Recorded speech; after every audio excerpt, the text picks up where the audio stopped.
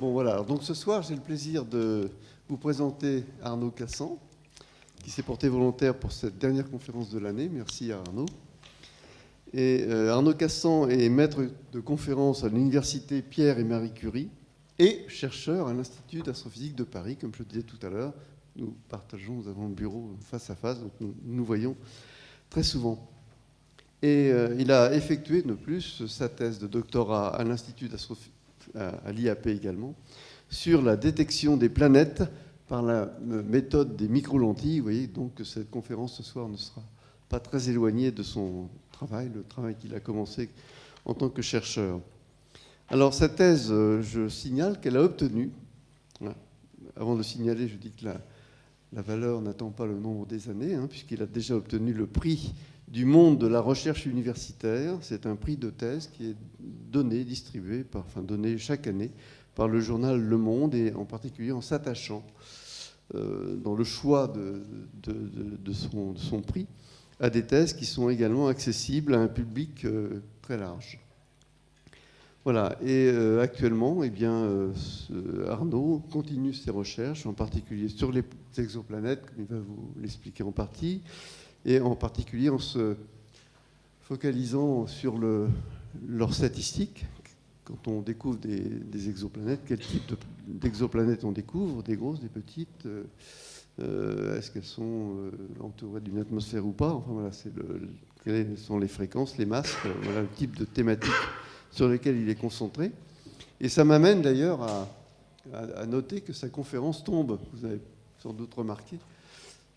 C'est un peu un hasard, mais le hasard fait bien les choses, en même temps que la COP 21, puisque Paris a l'honneur d'abriter, d'héberger la COP 21, qui, nous l'espérons, réunit les grandes intelligences politiques et scientifiques du moment pour essayer de faire en sorte qu'on stoppe, si on peut stopper, l'emballement du réchauffement climatique. Et ça nous conduit, je trouve ça intéressant, parce qu'on peut quand même se poser des questions légitimes sur l'habitabilité de la Terre, combien de temps on va pouvoir l'habiter, si on ne va pas un jour être obligé de se poser des questions sur quel est est-ce qu'il est opportun de rester là ou de partir ailleurs. Il y a des chiffres quand même qui sont importants, que j'ai notés. 220 000 habitants par jour, 220 000 personnes de plus par jour sur cette planète. C'est quand même beaucoup, ça fait une grande ville chaque semaine. Donc on voit bien qu'il faut nourrir toutes ces personnes-là, qu'il faut donc se poser des problèmes de limites d'énergie et de pollution. Et on continue d'une manière assez frénétique à utiliser, piétiner les ressources naturelles qui nous sont offertes, puisqu'il a été estimé que les ressources de la Terre rendues par les écosystèmes correspondent à peu près à 35 000 milliards de dollars par an. C'est pas rien, donc c'est un gros budget. Ce sont des grands services importants, qui sont naturels, qui sont là gratuits, entre guillemets, et qui contribuent à purifier l'eau, production d'oxygène, etc. Voilà, donc c'est dans ce contexte-là que ces recherches, qui peuvent paraître complètement gratuites, qui effectivement font partie de l'accumulation des connaissances, mais ça s'inscrit quand même dans une problématique à très très très long terme. Et peut-être que quand on refera l'histoire de l'humanité dans 10 000 ans, 20 000 ans, on dira, voilà, on a commencé déjà en 2000, en 1990 même déjà, à se poser les questions des terres habitables. Bon, je vais m'arrêter là, je te donne la parole et je te remercie encore. Merci Daniel pour ta présentation. Effectivement, donc ma thèse, ça fait quand même un certain nombre d'années que j'ai soutenue, donc ça fait plus d'une dizaine d'années. Voilà. Donc c'était juste pour préciser, parce que tu parlais du prix de thèse. Alors effectivement, c'est amusant que la COP 21 tombe en même temps, parce que le sujet des exoplanètes, évidemment, ça ne parle pas particulièrement des planètes qui sont dans notre système solaire. Ça, c'est plutôt le domaine de la planétologie du système solaire. Mais effectivement, les exoplanètes nous ont beaucoup appris finalement sur notre propre système solaire, sur notre propre planète, et certainement nous donnent beaucoup de leçons pour penser notre planète et penser peut-être un petit peu le côté peut-être unique, hein, on verra à la fin de cette conférence, on parlera un petit peu de ça. Regardez finalement, est-ce que vraiment la Terre est spéciale ou est-ce qu'au contraire, c'est quelque chose d'assez commun. C'est des questions évidemment importantes que peut nous apprendre l'astronomie quand on pense à notre position sur la Terre. Alors en fait, cette conférence, elle est aussi, il y a deux autres c'est pas des coïncidences, c'était aussi pour ça que je suis content de la faire cette année, c'est que si vous regardez le titre de cette conférence, donc là, en gros, ce sera la recherche des exoplanètes, premièrement. Donc les exoplanètes, en 2015, on fête les 20 ans de la première découverte d'une exoplanète, donc c'est une date anniversaire. Et en même temps, la méthode dont je vais parler un petit peu plus en détail, ce sera la méthode des microlentilles gravitationnelles, qui est basée sur les phénomènes de relativité générale d'Einstein. Et cette année, on fête aussi les 100 ans de cette théorie. Donc c'est un double anniversaire, les exoplanètes et de cette méthode-là. Donc je trouvais que c'était une très bonne idée de faire une conférence sur ce thème pour donc, ces conférences en public de l'IAP. Alors comme justement c'est un peu les 20 ans d'anniversaire, en 20 ans, on a fait beaucoup de progrès dans les exoplanètes. On a découvert un grand nombre d'exoplanètes maintenant, et on a découvert aussi beaucoup de propriétés de ces exoplanètes. Donc en fait, ce que je vais faire un petit peu dans cette présentation, c'est que je vais essayer un petit peu de faire un peu un bilan aussi de ce qu'on a découvert. Évidemment, je ne pourrais pas aller dans tous les détails puisque le domaine est devenu très foisonnant, il y aurait énormément de choses à dire, mais je vais essayer de donner un petit peu comme ça, un petit peu un panorama de ce qui a été découvert pour un peu avec cet anniversaire des 20 ans. Et en parlant un peu plus particulièrement de la méthode des microlentilles. Alors, premier chapitre, on pourrait dire du système solaire aux exoplanètes. Et on va remonter un peu dans le temps. Tout d'abord, évidemment, je vous rappelle un petit peu où on se trouve dans l'univers. Alors, l'univers, on voit, tout ça, c'est des galaxies. Notre propre galaxie qu'on voit ici, là, donc évidemment, elle est vue par la tranche quand on regarde dans le centre dans la direction de la Voie lactée. Hein, donc on observe quelque chose comme ça. C'est une des galaxies de ces 100 milliards, de ces centaines de milliards de galaxies qu'on voit dans l'univers, observables. Donc on est une de ces galaxies, et dans cette galaxie, qui est ici, ça c'est une simulation de notre galaxie, qu'on pense qu'elle est aujourd'hui, ben on se situe à peu près par là. C'est-à-dire que là, vous avez le centre galactique avec une densité particulièrement forte d'étoiles, et nous, on est à peu près à ce niveau-là. Donc en gros, tous les exoplanètes, toutes les planètes en dehors du système solaire qu'on va détecter, en gros, elles seront situées dans notre galaxie. Hein, donc on ne peut pas connaître, jusqu'à nouvel ordre peut-être, on ne peut pas connaître s'il y a des exoplanètes dans d'autres galaxies, parce que ces galaxies, elles sont beaucoup, beaucoup trop lointaines. Donc on va déjà regarder ce qui se passe proche du Soleil et jusqu'au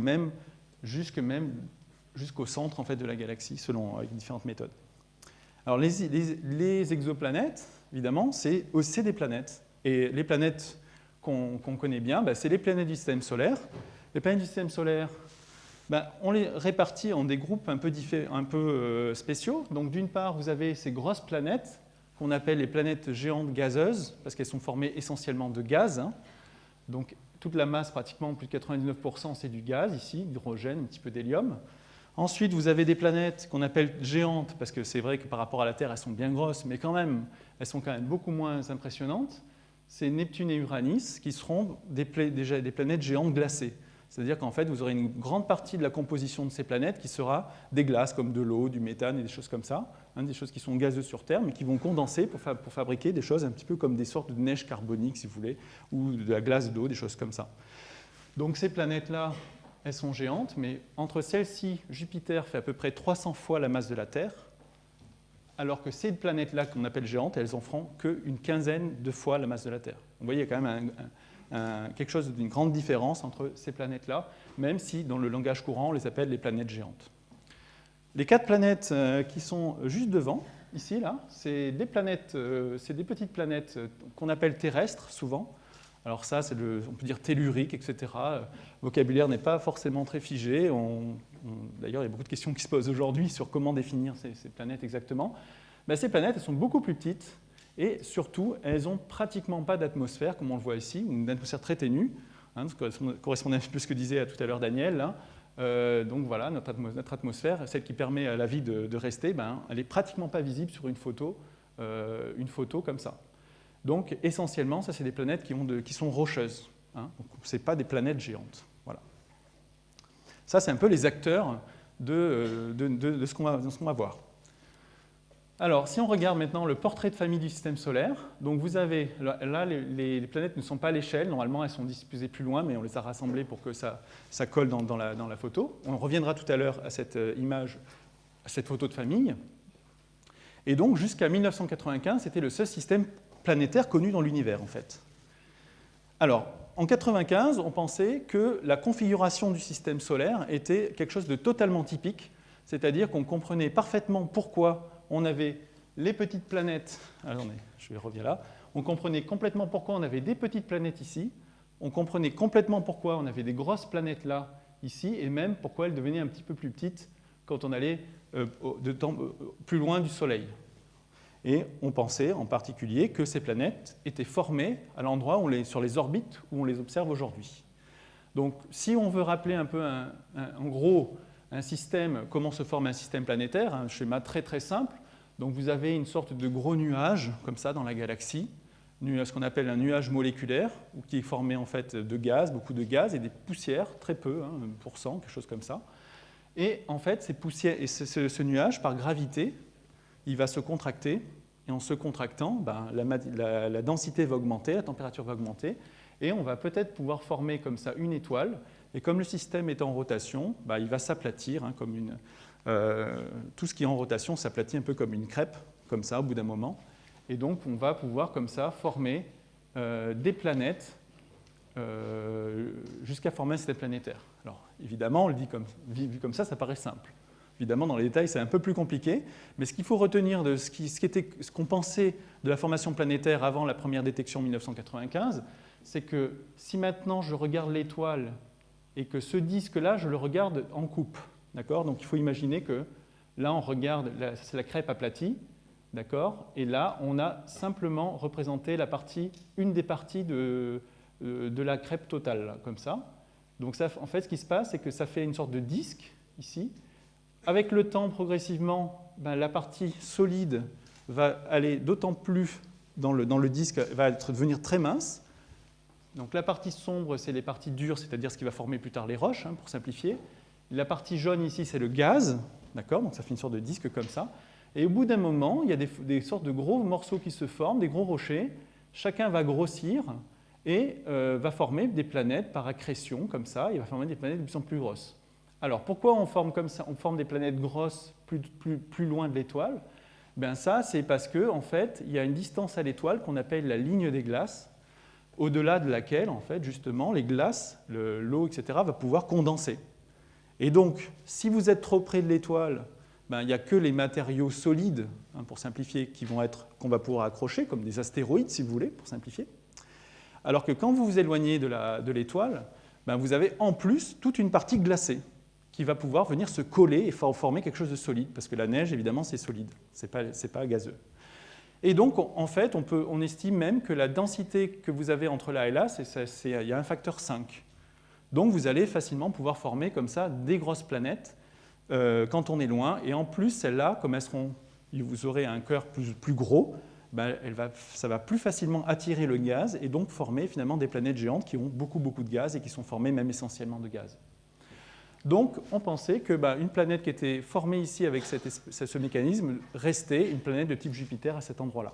Et là, évidemment, il était absolument impossible de former une planète géante parce qu'il y a d'abord, il n'y a pas assez de matériaux parce que les orbites sont plus petites. Tout ce qui est accessible, tout le matériau qui est là, les orbites sont moins grandes, donc on est plus proche, le cercle autour de l'étoile est plus petit. Et quand on s'éloigne, au contraire, il y a un cercle plus grand, donc il y a plus de matériaux disponibles pour fabriquer des grosses planètes. Donc là, il fait trop chaud. Il n'y a pas assez de matériaux et il n'y a pas de glace. Donc vraiment, vous n'avez aucune chance de former une planète géante ici. Mais en 1995, qu'est-ce qu'on découvre ? On découvre un objet de masse planétaire, la moitié de Jupiter à peu près, un objet de la moitié de Jupiter, qui se trouve en orbite à une distance très proche d'une étoile comme le Soleil. Cette planète, elle avait des particularités, cet objet planétaire avait des particularités très spéciales, parce que sa masse était de l'ordre de la moitié de Jupiter, j'ai dit, donc une planète géante, mais par contre, sa période orbitale, c'est 4,2 jours. Donc vous imaginez, une planète qui tourne en 4,2 jours autour de son étoile, mais qui est en gros quelque chose comme Jupiter. Donc ça, c'était complètement inattendu, on va dire, pour tout le monde. Et du point de vue de la formation planétaire, on ne s'attendait surtout pas à trouver ces planètes-là près de l'étoile. Donc là, vous avez donc la vue du système solaire, donc les planètes Mercure, Vénus, la Terre et Mars. Et là, on vous a mis cette détection. Vous voyez qu'elle est complètement proche de l'étoile, avec une jolie vue d'artiste ici, évidemment. Et ces planètes-là, on les appelait les Jupiters chauds. Alors évidemment, les premières planètes qu'on a détectées, ce sont des Jupiters chauds parce qu'elles sont faciles à détecter, parce qu'elles sont proches de l'étoile, elles sont grosses et donc elles vont être faciles à détecter. Mais pourquoi elles n'ont pas été détectées rapidement? C'est parce qu'on ne s'attendait pas à détecter ces planètes. Les gens s'attendaient à détecter des planètes beaucoup plus loin, donc ils avaient prévu des expériences qui allaient durer des années pour que la planète ait le temps tranquillement de faire ses orbites. Voilà, donc il fallait chercher des périodes de 4,2 jours. Bon. Premier Jupiter chaud. Alors, cette planète, elle a été détectée en 1995, et il faudra encore de nombreuses années avant que les gens soient convaincus que c'était une planète. Parce que le jour où cette planète a été découverte, eh bien, il y a eu toute une myriade d'astronomes, d'astrophysiciens, qui ont d'un seul coup trouvé des myriades de théories pour expliquer comment une étoile pouvait avoir des pulsations particulières et produire des signaux qui ressemblaient à ça, des signaux périodiques qui ressemblaient à une planète qui tourne autour d'une étoile. Et donc finalement, il aura fallu attendre plusieurs années et plusieurs détections avec d'autres méthodes pour que tout le monde soit convaincu qu'on était capable de détecter des exoplanètes.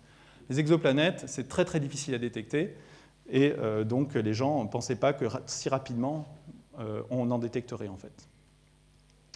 Ce qu'a appris cette découverte, c'est que fondamentalement, la planète géante qu'on a découverte, ça, on est sûr qu'elle a dû se former loin de l'étoile. On n'a pas le choix. Ça, c'était correct.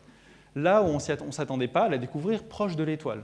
Donc, il a fallu quelque part que cette planète elle ait été formée plus loin et par un système, par un phénomène physique donné, elle se soit progressivement, en tournant autour de l'étoile, elle se soit approchée de l'étoile pour arriver à une distance très proche.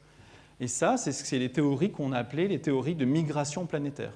Donc quand on parle de migration, c'est une planète qui tourne autour d'une étoile et progressivement, comme ça, elle va se rapprocher. Donc elle va migrer vers l'étoile. Une des premières idées qu'on a eues, c'est de dire, au moment où la planète se forme, ça c'est donc vu, ça ce serait l'étoile au milieu, là ce serait le disque, cette fois-ci vu du dessus. Là c'est une planète qui est en train de se former. Et cette planète, quand elle se forme, elle n'est pas toute seule. C'est de la matière qui est agglomérée, mais elle est dans un disque de gaz. Et en fait, la planète, elle va interagir avec le gaz. Un petit peu comme un bateau qui se déplace sur l'eau. Il forme des vagues, il va former des vagues. Et ces vagues, quand elles sont formées, elles vont aller dans tous les sens. Et en particulier, elles vont réinteragir aussi avec le bateau. Donc c'est la même chose. La planète, elle se déplace dans une sorte de fluide. Elle produit des vagues. Et ces vagues vont interagir avec elle en la poussant dans les deux sens, en la poussant vers l'intérieur, en la poussant vers l'extérieur. Si on fait le bilan de ces vagues, de ces forces qui s'exercent, on se rend compte que la planète, très souvent, elle va migrer vers l'intérieur. Après, évidemment, il y a beaucoup de détails pour expliquer toutes les possibilités de ce genre de migration. Mais en tout cas, vous avez ce mécanisme qui permet à une planète de migrer. Et même, ça permet non seulement d'expliquer la planète 51 Peg qui a été détectée très proche, mais évidemment, ça a obligé les scientifiques à revenir sur le système solaire, et en disant que si les planètes migrent ailleurs, c'est qu'elles migrent dans le système solaire. Et donc, on a dû revenir sur les théories de formation du système solaire pour prendre en compte cette migration. À tel point que maintenant, dans les théories les plus récentes de formation du système solaire, on est à peu près convaincu que Jupiter s'est approché, a été formé loin, s'est approché du Soleil, Saturne également, et en fait, les deux, après, par d'autres raisons, cette fois-ci d'interaction entre planètes, sont repartis dans l'autre sens. Et donc ont énormément changé, ont beaucoup changé finalement la configuration ont beaucoup influé, disons, sur la fabrication du système planétaire, du système solaire. Donc quelque part, on pourrait dire que ça a révolutionné, je n'hésite pas à utiliser ce terme, a révolutionné un petit peu le monde des planètes, parce que finalement, on a dû revoir notre propre histoire dans le système solaire. Et ça, on peut dire que depuis Copernic, on a une vision du système solaire et qu'elle a été remise en cause par ces découvertes. Donc, moi, je n'hésite pas à qualifier ça de révolution. Aujourd'hui, on sait qu'il y a plein de mécanismes qui font que les planètes peuvent bouger, migrer vers l'intérieur ou vers l'extérieur et des choses comme ça. Donc, quelques mots un peu sur l'historique. Donc, si on regarde un petit peu dans les années, en 1995, il y a cette fameuse détection de cette fameuse planète dont je vous ai parlé tout à l'heure. Alors après, quand on fait l'historique, on trouve toujours des données qu'on réanalyse plus tard et on dit « Ah, il y avait bien une planète dans les données qui avait peut-être été observée il y a 4 ou 5 ans. Hein, mais évidemment, la découverte, c'est le premier qui a dit « Là, je suis sûr que c'est une planète et je suis prêt à mettre ma main au feu. » Enfin, voilà, vous voyez ce que je veux dire. Hein, donc on prend un risque en tant que scientifique. Quand on annonce une découverte, on prend un risque. Un gros risque, en fait. Mais c'est peut-être pas évident pour tout le monde, mais c'est un risque. Donc voilà, ils ont pris le risque et c'était un risque qui a été couronné de succès. En 1992, il y a d'autres objets qui ont été détectés autour d'autres types d'étoiles, des étoiles mortes. J'en dirai un mot tout à l'heure. Et après, vous voyez les dates pour chacune des méthodes, les premières détections, mais vous voyez que ça s'étend quand même sur 10 ans. Hein, 10 ans, première découverte par les différentes méthodes. Donc ça a été lent, 10 ans, mais rapide par rapport à l'histoire, évidemment, de l'astronomie. Donc, hein. Là, j'ai fait un petit diagramme amusant, où vous voyez ici en fait, le nombre de détections par année. Donc ça, c'est l'année de la découverte. En 1995, vous avez une détection, donc là, ça fait 1. Et puis chaque année, vous avez le nombre de détections. Donc vous voyez que c'est une fonction, ça augmente beaucoup, beaucoup, beaucoup. Et on pourrait dire que la recherche d'exoplanètes, c'est une recherche presque exponentielle. Enfin, pour l'instant, après, ça se calme, hein, heureusement. Mais disons que ça s'est énormément accéléré en 20 ans. Donc, il y a 10 ans, on connaissait beaucoup, beaucoup moins de choses sur les exoplanètes qu'aujourd'hui, 10 ans après. Ça, c'est vraiment intéressant. Si on regarde maintenant, toujours pareil, ici, vous avez l'année de la découverte. Si vous regardez ici, alors chaque point marque une détection, et ici, sur l'axe, vous avez la masse des planètes. Donc, je vous ai mis ici, là, c'est la planète Terre, donc petite planète rocheuse. Neptune, Uranus, ces fameuses géantes glacées, mais qui ne sont quand même pas très massives. Et là, vous avez Jupiter. Ici, ici, attention, l'axe, il est logarithmique, c'est-à-dire qu'on passe de 1 à 0,1 à 0,01. D'accord ? Et donc, ce qu'on remarque, en tout cas, chaque point est une détection, on remarque qu'avec le temps, on détecte des points de plus en plus bas, et ça veut dire qu'on s'approche de plus en plus des petites planètes. Donc, la méthode permet, en s'affinant, les méthodes permettent de détecter des planètes de moins en moins massives, et maintenant, on détecte des planètes qui sont de la masse de la Terre et même un peu moins. Alors, je vais vous parler un peu des techniques de détection et essayer, en fait, à chaque fois, comme c'est un peu un anniversaire, c'est les 20 ans, je vais essayer de vous faire un petit panorama, à chaque fois, statistique, un petit peu de ce qui est découvert, sans rentrer dans les détails de chacune, parce que ce serait impossible. Et je parlerai un tout petit peu plus de la méthode des micro-lentilles gravitationnelles, puisque c'est l'anniversaire, cette fois-ci, de la relativité générale. L'idée générale, c'est tout est bon pour détecter des exoplanètes. Donc, si vous avez une idée, n'hésitez pas, on peut voir ce qu'on peut faire. Tout ça, c'est des méthodes qui permettent de détecter des exoplanètes.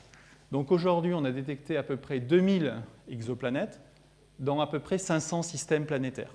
Donc ça veut dire qu'il y a beaucoup de systèmes qui contiennent plusieurs planètes. Il y en a même plus que ça, des vrais systèmes multiplanétaires, mais simplement, dans certains systèmes, on est capable de détecter une planète, mais pas forcément toutes les planètes. C'est ça la difficulté. Donc, parmi ces méthodes, j'en ai souligné quelques-unes. C'est quelques-unes que je vais présenter un peu en détail. C'est celles qui ont fourni le plus de planètes ou celles qui ont fourni le plus d'informations sur les exoplanètes. Alors, ici, par exemple, alors c'est en anglais, hein, mais c'est Radial Velocity, c'est la méthode des vitesses radiales, celle avec laquelle on a détecté la première exoplanète tout à l'heure. On va parler un petit peu d'astrométrie, de microlentilles, d'imagerie directe, de transit planétaire, et ça, plutôt historique, le chronométrage des pulsars, parce que quand même, je considère que c'est une découverte historiquement qui est importante, même si c'est des objets qui ne tournent pas autour d'étoiles normales, qui tournent autour d'étoiles mortes. Alors, pour ce qui concerne la méthode des vitesses radiales, donc, c'est aussi pour montrer un peu la diversité. Finalement, si je devais faire en quelques mots, quel est l'intérêt vraiment de toutes ces méthodes? C'est qu'en fait, la science exoplanète, c'est une sorte de puzzle, et chaque méthode va vous donner une vue particulière sur une partie du puzzle. Et après, avec tous ces bouts, des fois, qui sont très durs à mettre ensemble, eh bien, vous allez essayer d'avoir une vision globale, un panorama global, pour essayer de comprendre les grandes lignes de comment les planètes se sont formées et les grandes propriétés des exoplanètes. Donc il faut toutes ces méthodes pour pouvoir avoir une vue, pas complète, mais disons une vue qui explore tous les aspects possibles. Donc la première méthode, c'est la méthode, une des premières méthodes, c'est la méthode des vitesses radiales. Alors en fait, qu'est-ce que c'est? Là, vous avez une étoile, donc ça c'est l'étoile à deux moments différents. Vous avez une planète qui tourne autour de l'étoile, donc imaginons que cette planète tourne autour de cette étoile. En réalité, quand vous avez un système de deux objets, les deux objets ne tournent pas autour d'un des deux objets, mais ils tournent autour du centre de gravité qui est à peu près situé entre les deux, plutôt du côté du gros objet. Donc souvent on dit que les planètes tournent autour du Soleil parce que les planètes sont tellement faibles que le Soleil, lui, il est pratiquement fixe. Mais si on prend une grosse planète à côté d'une étoile, une grosse planète, et bien en fait le Soleil va tourner autour du centre de gravité. Donc si je prends les deux objets, ça ferait quelque chose comme ça. Donc là, ce qu'on a représenté, c'est le mouvement de l'étoile à deux moments différents quand la planète tourne autour. Souvent, on ne montre pas comme ça. Souvent, on ne regarde que le mouvement des planètes. Là, on va regarder le mouvement de l'étoile. Alors, l'avantage, c'est que l'étoile, elle est facilement visible, puisque c'est brillant. La planète, elle est très, très faible. Et on essaie de regarder le spectre de cette étoile, ici.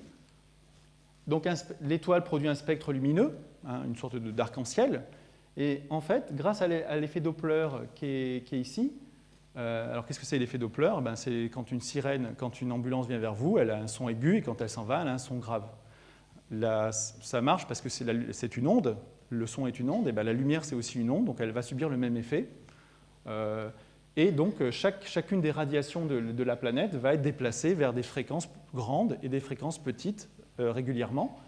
Et donc si vous êtes en mesure de calibrer sur Terre la position de certaines raies dans ce spectre très particulière, vous allez pouvoir mesurer de combien le spectre s'est déplacé vers les fréquences plus ou moins grandes, comme ça, périodiquement, quand l'étoile tourne. Et avec quelques calculs, vous pouvez retrouver finalement quel était le mouvement de cette étoile. Et donc, c'est comme ça que vous mesurez une vitesse radiale à partir d'un effet Doppler. Donc là, je vous montre un exemple, parce que c'est toujours intéressant. Là, vous avez un système où il y a 3 planètes Neptune qui ont été découvertes autour d'une étoile. Et vous voyez que les courbes sont quand même un peu plus compliquées que ce que je vous ai montré, puisque chaque planète va faire son propre effet sur l'étoile, et qu'à la fin, ça fait des choses assez complexes. Et donc, voilà, on arrive quand même à dire qu'on a trouvé la bonne configuration pour expliquer cette courbe, aussi complexe soit-elle. Voilà. Donc là, vous avez un cas assez joli, qui date un petit peu de quelques années, mais qui est très, très joli. Donc, trident de Neptune, évidemment, il y a un jeu de mots que j'aime bien aussi. Alors, donc comme je vous ai promis, on va regarder un petit peu ce qui se passe, un petit peu au niveau des détections, un peu de façon statistique. Alors, donc là, ce que je vous ai fait, c'est qu'il y en aura quelques-uns comme ça, pour chaque méthode. J'ai tracé un diagramme, ici, où sur l'axe horizontal, j'ai mis la distance entre la planète et l'étoile. Donc là, c'est 10 puissance 0, ça fait 1, c'est une unité logarithmique. Donc ça, c'est 1, ça veut dire que ce trait rouge en pointillé, c'est une fois la distance Terre-Soleil. Donc si le E que vous voyez là, c'est la Terre en fait. Donc la Terre est bien située à une unité astronomique de la Terre. Et sur l'axe vertical, j'ai mis la masse de l'exoplanète. Et le trait qui est horizontal qui est là, c'est une fois la masse de la Terre. Donc la Terre est située ici. Les autres, là vous avez J, c'est Jupiter. Là vous avez Saturne. Donc les planètes géantes, vous voyez qu'elles sont situées à grande masse. Jupiter, c'est 318 fois la masse de la Terre, donc elle est à peu près à 318, là c'est 100, là c'est 1000, là c'est 10 000. Un peu moins massif, c'est les planètes Uranus et Neptune, à peu près ici. Voilà. Et donc on regarde comment les planètes se mettent dans ce diagramme. Alors les planètes que je vous montre là, c'est les planètes découvertes par la méthode dont on vient de parler, la méthode des vitesses radiales. On se rend compte qu'elles sont situées à peu près comme ça. Et là, il y a en particulier les Jupiters chauds, celles les premières planètes qui ont été détectées, les Jupiters chauds. Ce sont des planètes qui sont situées très proches de l'étoile. Donc vous voyez que ça va être des planètes qui vont être plutôt par là. D'accord? Ça, c'est très très proche de l'étoile. Ça, c'est 1/100 de la distance entre la Terre et le Soleil, donc très proche de l'étoile. Et en même temps, de la masse plutôt de Jupiter, ou très massive. Et donc, vous voyez que tout ça, c'est des populations de Jupiter chaud qui sont là. Et donc, on en détecte quand même quelques-unes, on en détecte pas mal. Là, on va détecter beaucoup de planètes. Est-ce que ça veut dire qu'elles sont beaucoup plus nombreuses? On y reviendra un petit peu à la fin de cet exposé. Ben, en fait, on ne sait pas, parce que celles-là, on voit bien qu'elles vont être faciles à découvrir, puisqu'elles ont beaucoup de masse, et donc l'étoile va beaucoup bouger avec la méthode des vitesses radiales. D'accord? Donc ça, elles seront faciles à détecter. Donc elles seront en surnombre en détection, parce que c'est facile. Alors que plus on s'approche des planètes qui sont peu massives, donc plus on descend finalement, et plus elles sont dures à détecter. Donc des fois, là on voit bien qu'il y a peut-être beaucoup de planètes, mais on sait juste qu'on ne les détecte pas. Elles sont trop petites. Si on regarde et qu'on trace une droite, un petit peu comme je le fais avec mon laser, comme ça, et bien tout ce qui est de ce côté-là, de cette droite, et bien en fait, ça correspond à une sensibilité de la méthode qui est trop faible, et donc on ne peut pas détecter tout ce qui est en dessous, en gros, d'une droite que je trace comme ça. Tout ça, ce n'est pas détectable. Pourquoi? Parce que la limite de détection qu'on a actuellement avec cette méthode, quand on fait des observations pendant longtemps, on peut arriver jusqu'à quelque chose comme 10 cm par seconde. Donc ça veut dire que votre étoile, elle bouge, et vous êtes capable de dire à 10 cm par seconde près de combien elle a bougé dans un sens et dans l'autre. 10 cm par seconde, c'est que vous faites 0, 1, et voilà, ça vous donne la vitesse de mouvement de l'étoile. C'est extraordinaire. Évidemment, il faut beaucoup de données, et particulièrement, c'est une sensibilité limite avec beaucoup de points de mesure, on est d'accord. Mais c'est assez extraordinaire. Donc là, si vous descendez en dessous de ça, vous ne pouvez pas détecter les planètes. Donc voilà, première méthode, elle va remplir cette partie du diagramme. Alors peut-être que s'il y a des trous, ça veut peut-être dire qu'il y a moins de planètes. Donc il va falloir démêler tout ça. Alors, pour l'instant, on va passer à une autre méthode, la méthode des transits. Donc la méthode des transits, c'est assez simple, c'est quoi? C'est une planète qui passe devant et qui va obscurcir pendant son passage une partie du disque de l'étoile. Donc tant que la planète elle est ici, l'étoile c'est une étoile lumineuse. Quand la planète passe devant, ça fait de l'ombre et donc hop, on a moins comme ça de luminosité. Et donc en faisant ça, on peut trouver des planètes. Donc ça, j'ai une petite animation. La baisse de luminosité, j'ai oublié de dire à laquelle on s'attend, c'est à peu près de 1% si ça c'est une planète de Jupiter, donc vraiment à grand rayon. Par contre, si c'est une planète de type de la Terre, vous attendez à peu près à 0,01%. Donc là, il va falloir être très très précis et il va falloir accumuler beaucoup d'observations pour qu'à la fin, vous puissiez statistiquement dire que vous avez eu cette baisse de luminosité. Donc là, vous voyez une animation du transit. Il y a plein de petits détails qu'on peut voir, mais disons que ça, c'est la partie de base de la méthode. Mais en fait, si on regarde de plus près, on se rend compte qu'il y a beaucoup d'informations qui pourraient être extraites de cette méthode, parce que quand vous avez la planète qui passe devant, ça, on va appeler ça le fameux transit, d'accord ? Mais quand la planète continue son chemin, vous voyez qu'il y a une partie de la planète, ici, qui est éclairée par l'étoile. Donc elle va vous réfléchir une partie de l'étoile. Et donc la luminosité totale, ça va être la luminosité de l'étoile, plus une partie réfléchie, même si c'est faible. Et donc si on regarde ici, vous voyez, en fonction du temps, on fait le tour. Là. Quand la planète fait le tour, nous, on fait le tour comme ça, on fait le tour comme ça. Et là, on a mis l'intensité lumineuse. Plus c'est haut, plus c'est brillant, évidemment. Et quand ça descend, c'est qu'il y a moins de luminosité. Vous voyez que là, ça augmente progressivement, parce qu'on voit de plus en plus la lumière réfléchie par la planète. Et là, paf, on descend, parce que là, on avait beaucoup de luminosité, et d'un seul coup, elle disparaît complètement. Et donc, vous avez une occultation, et donc on peut espérer avoir tout un tas d'informations supplémentaires sur ce qui se passe. J'en redirai 2 mots tout à l'heure. Alors, si on regarde maintenant... Ah oui, mais il y a beaucoup de cas délicats, en fait, avec cette méthode, c'est-à-dire que si vous observez quelque chose comme ça, ce n'est pas forcément un transit. Donc, dans les premières expériences où les gens pensaient découvrir des transits, en fait, ils étaient très optimistes et ils pensaient qu'il suffisait d'observer cette espèce de petite baisse de luminosité pour avoir observé une planète. En réalité, ce n'est pas le cas du tout, parce qu'il y a plein de choses qui peuvent vous faire croire que c'est un transit, mais que ce n'en est pas. Je ne vais pas aller dans le détail, mais je vais vous montrer par exemple le premier cas. Donc, imaginez que dans ce premier cas, vous ayez une étoile, et qu'au lieu que ce soit une planète comme ça qui passe devant, ce soit une autre étoile, mais une petite étoile, une étoile naine rouge, donc c'est vraiment tout petit. Et en plus, elle ne va pas passer devant, mais elle va passer que devant une petite partie de l'étoile. Dans ces cas-là, elle ne va pas occulter tout, ce n'est pas sa surface complète qui va occulter l'étoile, mais seulement une partie. Donc là, vous vous attendez à avoir une baisse de luminosité, mais qui correspond en gros à la surface qui va être interceptée ici. Et donc peut-être un creux qui sera de la même taille que si c'était une exoplanète qui passerait devant complètement. Et donc là, vous vous êtes trompé, ça s'appelle un faux positif. Vous pensez avoir détecté une planète alors que c'était une étoile double. Donc en général, il faut utiliser d'autres techniques pour bien vérifier que là, ce n'était pas une étoile qui passe devant. Et ce cas-là est assez simple, en fait, à se débarrasser, parce que dans ce cas-là, vous avez deux étoiles qui bougent, et donc les spectres de deux étoiles vont bouger différemment, et vous êtes en mesure, dans ces cas-là, en particulier en détectant, en faisant une mesure de cet objet avec des vitesses radiales, de dire clairement que c'était une étoile et que ce n'était pas une planète. Vous avez, je prends, si vous voulez, un dernier cas. Ah oui, un cas intéressant, c'est celui-là.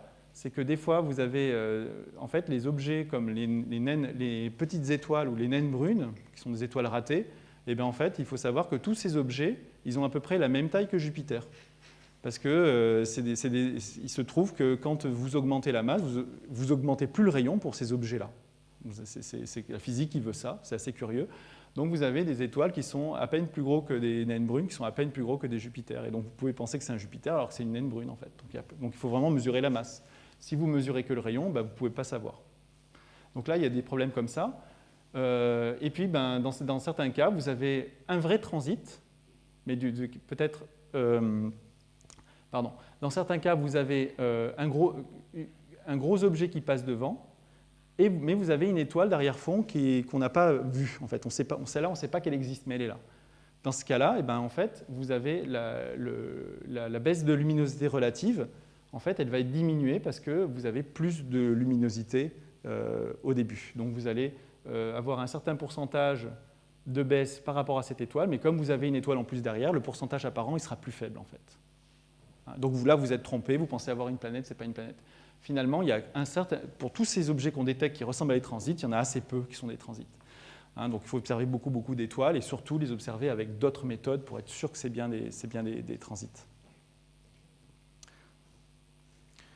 Alors, juste un petit peu pour l'histoire, en février 2014, il y a 800 planètes qui ont été détectées d'un coup par ce satellite américain de la NASA, le satellite Kepler, et d'un seul coup. Alors que d'habitude, les planètes, elles arrivent plutôt au compte-gouttes, on pourrait dire. Alors en fait, ces planètes, j'en dis un mot parce qu'elles sont intéressantes, c'est des systèmes multiplanétaires.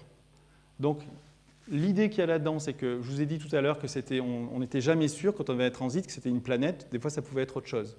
Mais quand vous avez 2 transits ou plus autour d'une étoile, la probabilité que vous ayez 2 fausses alertes, 2 faux positifs sur une même étoile devient très faible. Parce que là, pour le coup, là, il n'y a guère qu'un système planétaire qui peut produire ça. Et dans ces cas-là, pour ces systèmes multiplanétaires, sans même avoir besoin d'autres types d'observations, vous êtes capable de dire c'était bien des planètes. Ou en tout cas, que la probabilité que ce ne soit pas une planète est extrêmement faible. Vous voyez ? Donc en fait, il y a plein de façons après de contourner tous ces problèmes. On peut utiliser le fait que les planètes, quand elles tournent autour d'une étoile et qu'il y en a plusieurs, elles interagissent entre elles. Et donc même si elles ne transitent pas à l'étoile, vous êtes capable de dire que là, il y avait une planète parce que le mouvement de la planète qui transite, elle, a été perturbé par autre chose. Et vous êtes des fois capable de dire par quoi ça a été perturbé. Et même, on peut aller plus loin en disant qu'actuellement, cette méthode de perturbation, c'est celle qui donne les masses les plus précises. Donc, et ça, c'est assez récent. Ça fait vraiment peut-être quelques années, encore peut-être 2-3 ans maximum, que ces choses-là arrivent sur le marché, si je puis me permettre de dire. Alors, toujours pareil, on regarde ces transits, on regarde un petit peu comment ils peuplent le diagramme. Donc, je vous rappelle ici, ça, c'est la distance Terre-Soleil, une unité astronomique. Ça, c'est la masse de la Terre. Là, c'est les planètes massives qui sont situées proches. Et ça, c'est les planètes massives qui sont situées loin. D'accord ? Eh bien, vous remarquez que toutes ces planètes détectées par transit, la plupart, elles sont très proches de l'étoile. Alors, pourquoi elles sont proches de l'étoile ? Ce n'est pas parce que les planètes-là n'existent pas. Encore une fois, c'est une question qu'elles sont faciles à détecter. Et pour ça, il y a une raison simple. Imaginez que vous ayez le Soleil, l'étoile qui soit comme ça, et que vous ayez un petit objet qui passe devant. Si l'objet il est loin, la probabilité que alors je ne vais pas faire pour tout le monde, mais la probabilité que pour cet objet soit exactement aligné avec vous est assez faible. D'accord? Si je me mets là, je fais un petit peu ça. Ça y est, vous ne le voyez plus, ça ne passe plus devant. Par contre, si je me rapproche, eh bien, là, vous avez une beaucoup plus grande latitude d'angle, si je fais ça ou ça, pour que vous la voir passer devant. Vous pourrez faire ça chez vous. Parce que moi, c'est un peu difficile pour moi. Mais c'est pour ça que fondamentalement, cette méthode va détecter des planètes qui sont très proches de l'étoile. C'est vraiment il y a un aspect géométrique fondamental et dedans. La probabilité que vous ayez un transit alors que la planète est loin, ça est très faible. Donc c'est vraiment lié au diamètre pour le coup de l'étoile, l'orbite par rapport au diamètre de l'étoile. Et donc ça, vous avez clairement, donc maintenant je peux utiliser le mot, un biais de détection. On va essayer de caractériser les biais de détection pour dire attention, on en observe beaucoup ici, mais c'est parce qu'on simplement on ne sait pas les détecter là. Et là, si on était très naïf, on dirait ah ben là, il y a des planètes de la masse de Jupiter, vous voyez, à peu près en deçà de l'orbite de Mercure. Mercure, c'est la planète la plus proche du Soleil. On pensait déjà que c'était vraiment très proche. Bah, pas du tout, regardez. Vous avez toute une population de planètes de type Jupiter, voire beaucoup plus massives que Jupiter, qui sont à ces distances-là. Ça, c'était quand même pas prévu. Alors, donc, le problème, c'est effectivement de savoir est-ce que ces planètes sont abondantes ou pas. Et j'en dirai un mot tout à l'heure. Donc, je ne m'avance pas plus. Voilà. Donc, vous voyez que pour l'instant, on n'explore pas les mêmes domaines dans le diagramme masse et distance. Une autre technique importante, c'est la technique qui va prendre de plus en plus d'importance dans les années qui viennent, c'est la technique d'imagerie directe. Alors là, l'idée est simple, on va prendre une photo d'une exoplanète. Alors pour ça, qu'est-ce qu'il faut? Il faut des grands télescopes pour avoir beaucoup de lumière, parce que les planètes, c'est vraiment pas très brillant. Il faut des systèmes d'optique adaptative pour pouvoir viser une planète sans qu'elle bouge dans tous les sens. Sinon, son flux va être réparti sur plein d'endroits dans le CCD et vous aurez une lumière très diluée. Et donc, vous n'arriverez pas à détecter. Il faut quoi? Des masques et des coronographes, parce qu'on ne se contente pas de prendre un bon télescope qui focalise bien, mais on va mettre des masques avec des formes particulières. On va mettre des systèmes d'interférence qui vont agir sur la lumière en tant qu'onde. Et donc, vous savez que les interférences, ça additionne ou ça soustrait la lumière. Et l'idée générale, c'est que vous avez une étoile, ici, qui produit beaucoup de lumière, et celle-là, elle ne nous intéresse pas, parce qu'elle est visible. Nous, ce qu'on veut détecter, c'est le petit point ici, qui est dû à la planète. Donc, grâce à ces systèmes de coronographes qui utilisent les interférences lumineuses, vous êtes en mesure, pour tout le flux qui arrive de l'étoile, de faire en sorte que toutes les ondes lumineuses s'annulent exactement pour cet objet qui est exactement au centre de votre observation. Donc, ce n'est pas simplement mettre un masque devant, mais c'est vraiment utiliser vraiment l'onde. Alors ça, c'est des choses très récentes, et du point de vue technologique, évidemment, c'est la très haute technologie. Il faut savoir qu'actuellement, il y a des télescopes qui sont construits et des instruments spécialement pour les exoplanètes. Donc, c'est bien aussi gros progrès technologique. Donc, une étoile, quand vous l'observez, elle n'est pas ronde, évidemment, elle fait plein elle fait plein comme ça de ronds supplémentaires, qui sont dus à la diffraction. Vous n'avez jamais d'objet parfaitement piqué, vous avez toujours un pic central et plein de petits rebonds comme ça qui sont dus au phénomène de diffraction d'une onde lumineuse, ça, on n'y peut rien. C'est comme quand vous regardez la lumière à travers un rideau, vous voyez cette lumière qui est un petit peu diffractée, comme ça fait comme des croix, si vous avez déjà remarqué ça. Et donc, voilà, on utilise vraiment la partie interférence lumineuse. Alors, juste parce que ça, c'est important, quels sont les deux grands problèmes majeurs qu'on a pour faire la photo des exoplanètes?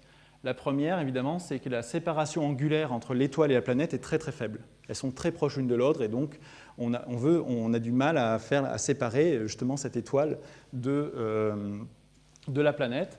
Alors là, c'est des choses des chiffres qui ne vous disent pas grand-chose, mais il faut juste se rappeler que ça, c'est des secondes d'arc. Il faut savoir que quand vous observez une image astronomique, en gros, la résolution, souvent, le pixel, pour simplifier, c'est de l'ordre de la fraction de la seconde d'arc pour les grands télescopes, vraiment grands télescopes. Donc, dès que vous descendez en dessous de cette fraction de seconde d'arc, vous êtes dans des domaines où, avec un télescope normal, vous pouvez, si vous avez un télescope chez vous ou un gros télescope, sans ces fameux systèmes d'optique adaptative et sans ces fameux systèmes de coronographe, vous voyez, tout est mélangé dans une seule tâche et vous ne pouvez pas distinguer la planète. Donc là, ça vous dit que ça, c'est des millièmes de seconde d'arc, là. Et donc, vous voyez la difficulté à détecter. Le deuxième grand problème, c'est le contraste très fort entre la lumière qui vient de la planète, qui est très faible, et la lumière qui vient de l'étoile, qui est très grande. Donc ici, sans rentrer dans le détail, là, j'ai mis un spectre lumineux, du rouge au bleu. Donc ça, c'est les radiations qui sont à grande longueur d'onde, ça c'est des radiations à faible longueur d'onde. D'accord? Et en fait, ça c'est l'émission lumineuse d'une étoile, l'émission lumineuse que j'ai mis là. Donc quand on a une étoile normale, on se rend compte que l'émission lumineuse, toujours a un sort de pic, et dans le cas du Soleil, ça pique à peu près vers le jaune, vers le vert, par là. Hein, c'est pour ça que l'œil est particulièrement sensible au jaune. Et après, ça redescend. Donc vous avez moins d'émissions dans le violet et dans l'infrarouge, disons, que dans le... ça, c'est les spectres lumineux. Alors là, vous voyez que ce n'est pas un vrai spectre lumineux. Hein. D'accord, c'est juste pour dire que là, c'est vers le rouge, là, c'est vers le bleu. Parce que là, vous avez la vraie position du spectre lumineux ici. D'accord ? Et donc, vous voyez que si on regarde maintenant la planète, ça, c'est l'émission cette fois-ci. Ça va être... Alors, je vais prendre par exemple cette planète, la planète de Jupiter. D'accord ? C'est une planète, donc la lumière qu'elle émet, c'est finalement la lumière. Alors là, je crois que je me suis trompé complètement dans le. Peut-être vous l'avez remarqué, je l'ai mis à l'envers. Je m'en aperçois maintenant. Désolé. Le sens, c'est bien comme ça, hein, sinon ça aurait été complètement absurde. D'accord. Donc ça, c'est inversé. Voilà. Hein, d'accord. Ok. Donc du coup, si on regarde l'émission de la planète Jupiter. La planète Jupiter, comme c'est un corps qui est chaud, il va émettre dans l'infrarouge. D'accord ? Il ne va pas émettre dans le visible a priori. Donc en gros, ça va correspondre à une bosse comme ça, qui est celle-là.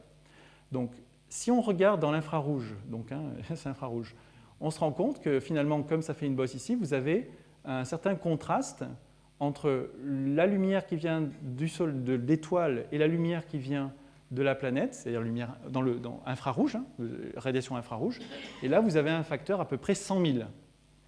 100 000. Si on regardait cette courbe d'émission de la lumière thermique de la planète, juste parce qu'elle a une certaine chaleur, donc elle émet un rayonnement infrarouge, en fait on obtiendrait quelque chose qui descend comme ça, très fortement, et si on voulait regarder dans des longueurs d'onde un peu visibles, c'est-à-dire dans un spectre lumineux, c'est-à-dire visible à l'œil nu, et en fait, cette courbe, elle descendrait tellement fort que là, ce serait impossible pratiquement de la détecter. Mais, coup de chance, enfin pas coup de chance, mais qu'est-ce qui se passe ? La planète géante, les planètes, elles ont des atmosphères, et les atmosphères réfléchissent par albédo, réfléchissent une partie de la lumière. Donc vous allez avoir une partie de la lumière qui vient du Soleil, qui vient de l'étoile, qui va se réfléchir sur la planète, et vous pouvez espérer détecter la lumière réfléchie par la planète. D'accord ? Donc l'étoile éclaire la planète vous renvoie la lumière. Et donc, en fait, le spectre, c'est-à-dire l'intensité lumineuse en fonction de la longueur d'onde que vous allez observer, ça va être le même que l'étoile. Vous voyez, c'est la même chose, mais cette fois-ci en plus bas, parce qu'évidemment, il n'y a qu'une partie qui est réfléchie. Et là, dans ces cas-là, vous obtenez des facteurs de très très élevés, 10 puissance 9, mais qui ne sont pas complètement fous. Alors que là, vous seriez dans des facteurs complètement fous s'il n'y avait que l'émission thermique. Donc ça, c'est un coup de chance. L'avantage, c'est que si on observe ces objets aussi dans le visible, on va pouvoir dire quelle est la couverture nuageuse de la planète, et donc avoir une idée sur l'albédo, la partie réfléchie et sa couverture nuageuse, etc. Et ça, on peut le faire, on le fait. Dans certains cas, on arrive à savoir s'il y a des nuages dans la planète comme ça. En tout cas, vous voyez, le facteur, ils sont toujours très grands, hein, c'est ça qu'il faut vaincre. Donc là, j'ai mis des détections. Vous voyez, l'idée, c'est l'étoile est très brillante là, ici, là. Donc là, c'est une image qui date de 2008. Maintenant, c'est dommage, je pensais que je l'avais mise, mais ce n'est pas la bonne, en fait. Là, parce que celle-là est importante, vous voyez 4 planètes, ici, autour de cette étoile. Et maintenant, avec les techniques modernes, ici, ce serait tout bleu. La planète, l'étoile centrale qui est là, elle serait complètement annulée par les techniques modernes actuellement de coronographie et de masque. Voilà. Donc là, pour ceux qui sont intéressés, cette fameuse planète autour de Fomalhaut B, en fait, pour l'instant, elle n'est pas confirmée, c'est probablement pas une planète. C'est des astéroïdes qui peuvent se taper l'un sur l'autre, et comme ça, c'est de la lumière infrarouge, si vous avez 2 corps qui se tapent dessus et que ça fait fondre en partie, le temps que le rayonnement, parce qu'il n'y a pas d'atmosphère, vous n'avez pas de convection, donc il faut que ça s'évacue la lumière uniquement par rayonnement, ça peut prendre un certain temps, et ça peut comme ça faire des petits points lumineux, chauds, et on pense qu'on peut prendre pour des planètes. Pour l'instant, celle-là, ce n'est pas une planète. Mais bon, on verra ce que ça donne. Donc là, vous oubliez ces points-là, mais en gros, on détecte des planètes qui sont plutôt loin, parce qu'il faut qu'elles soient séparées suffisamment, et qui sont plutôt très massives, vous voyez, largement au-dessus de Jupiter. Donc ces planètes, ça va être des Jupiters, des super Jupiters, plus gros que Jupiter. Et en fait, des fois, on n'est pas capable de savoir si c'est peut-être des naines brunes, en fait. De temps en temps, on n'est pas complètement sûr. Parce qu'en fait, on essaie de trouver, c'est des planètes qui sont jeunes. Quand elles sont jeunes, elles sont très brillantes, et avec le temps, elles deviennent de moins en moins brillantes jusqu'à arriver à une luminosité qui est à peu près constante. Donc Jupiter, elle est vieille, donc elle a une luminosité constante, mais dans les premiers millions d'années, les planètes sont beaucoup, beaucoup plus chaudes avant qu'elles évacuent leur chaleur, et donc il va falloir déterminer leur masse à partir de ce qu'elle émette comme lumière. Il faut connaître son âge, parce que ça change. Donc là, vous avez des modèles derrière ça. Donc des fois, on n'est pas complètement sûr que les modèles fonctionnent parce qu'il y a plein d'ingrédients qui rentrent dedans. Est-ce que la planète s'est formée d'un coup? Est-ce qu'elle s'est formée doucement? Et donc là, vous avez plus ou moins d'énergie qui a été retenue. Et dans ces cas-là, vous avez pas, pour un âge donné, vous n'avez pas forcément les mêmes luminosités, des choses comme ça. Donc c'est difficile d'estimer la masse uniquement à partir de cette lumière qu'elle émet, parce que ce sont des planètes jeunes.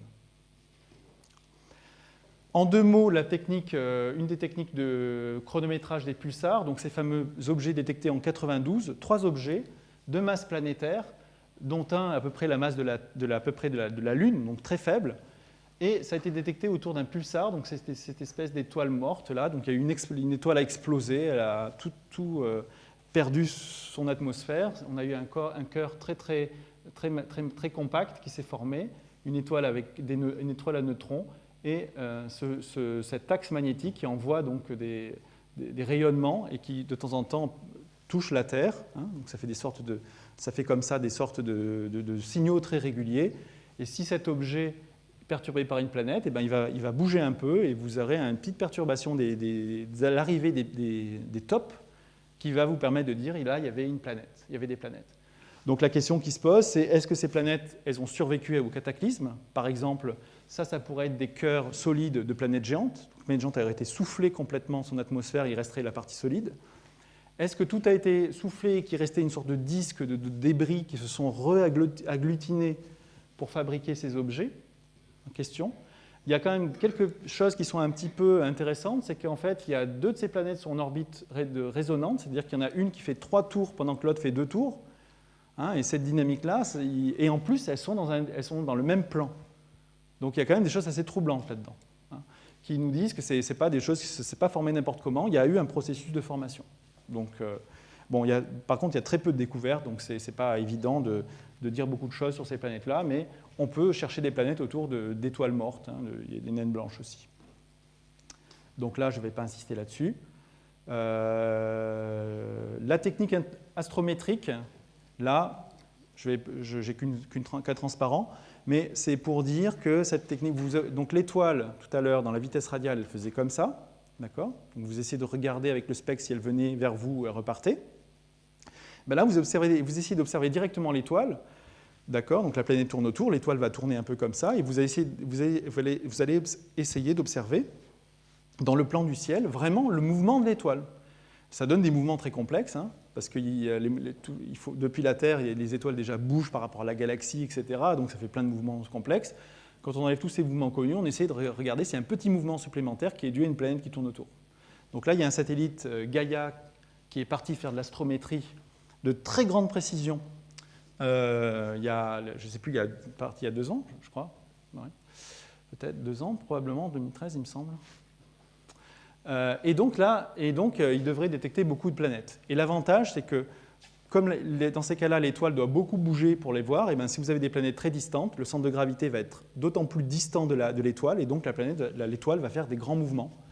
Et donc, on va s'attendre à détecter des planètes qui sont très loin des étoiles, et donc à compléter encore ce fameux diagramme que je vous ai montré tout à l'heure. Mais ça, pour l'instant, ce n'est pas encore d'actualité. Il va falloir attendre encore un petit peu que les données soient analysées et soient récoltées aussi.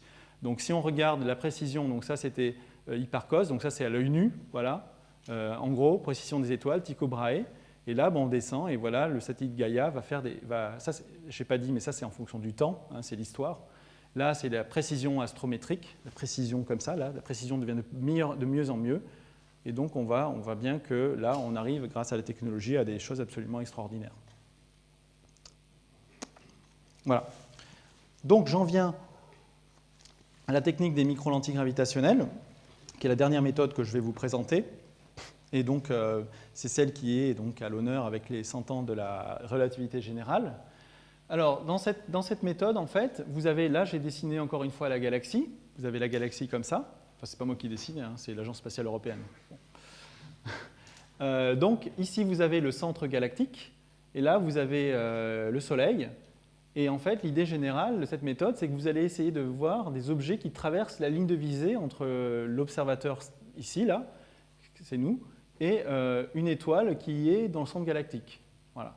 Donc si par hasard, vous avez un alignement qui est relativement bon, donc là, ce que j'ai fait, c'est que j'ai repris la galaxie, mais cette fois-ci, je l'ai mis dans l'autre sens. On la regarde vraiment par la tranche.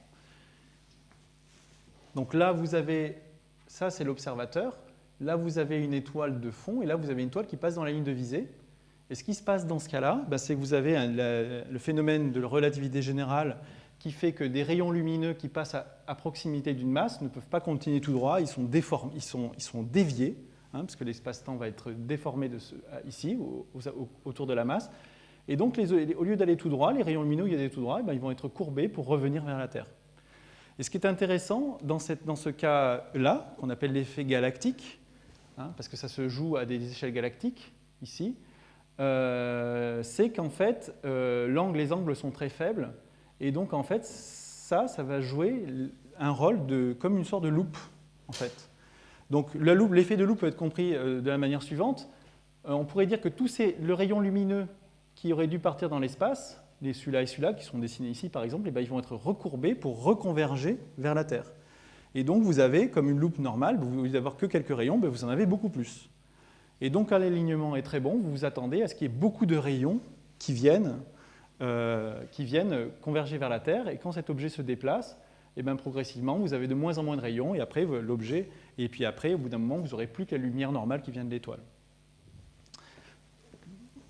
Donc si on regarde ça un peu plus en détail, ici vous avez donc l'étoile qui est dans le centre de la galaxie, d'accord ?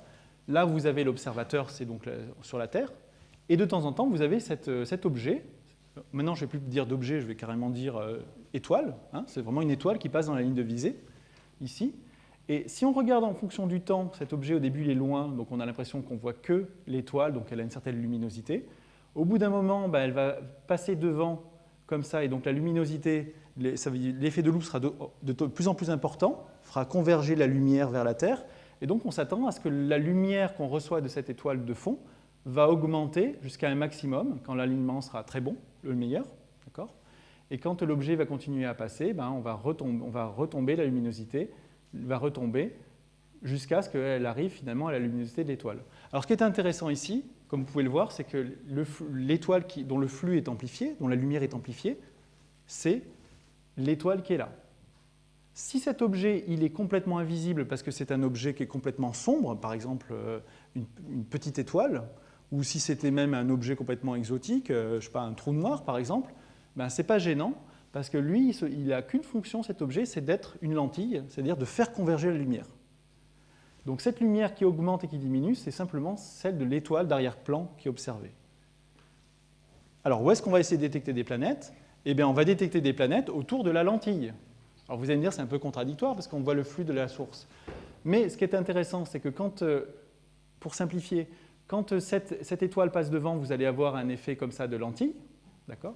Mais comme vous avez une petite planète autour, hop, vous avez un petit signal supplémentaire qui trahit la présence de la planète.